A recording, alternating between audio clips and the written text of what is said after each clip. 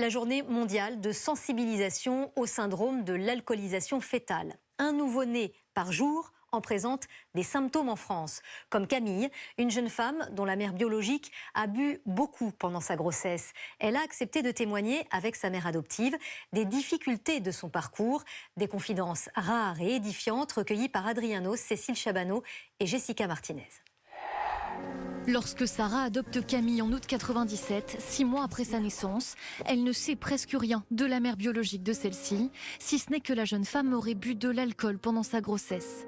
Les médecins la préviennent, il faudra surveiller attentivement Camille pendant les premières années de sa vie. T'es toute petite, t'es toute fine, t'es toute menue. Son visage et ses yeux sont plus petits que ceux d'un bébé moyen, ses lèvres très fines. À cet âge, Camille présente déjà les stigmates physiques d'un syndrome d'alcoolisation fœtale, mais aucun des médecins qui la suivent ne le diagnostique.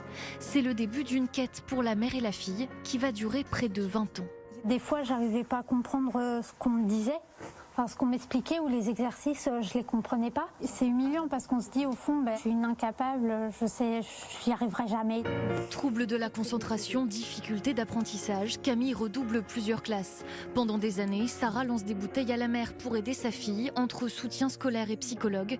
Des efforts vains, jusqu'au jour où elle a l'idée de lui faire passer un test cognitif. Camille vient d'avoir 16 ans. Après des années d'errance, le diagnostic tombe enfin. L'arrière de mon cerveau était mal développé. Camille souffre d'un syndrome d'alcoolisation fœtale partielle.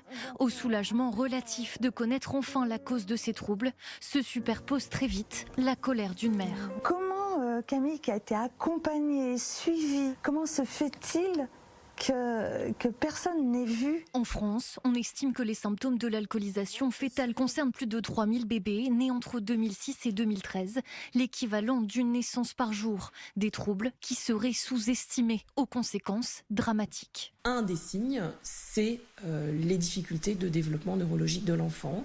Mais il y a d'autres signes aussi, troubles de développement d'autres organes, notamment le cœur, la peau. En cause, une consommation d'alcool encore trop banalisée pendant la grossesse. En 2017, 4 femmes enceintes sur 10 ont déclaré ne pas avoir été informées des risques de la consommation d'alcool pendant cette période. 1 sur 10 avoir consommé de l'alcool occasionnellement. Le mieux, c'est de vraiment diffuser ce message de ne pas consommer d'alcool pendant la grossesse. Un message que Camille souhaite aider à diffuser le plus largement possible.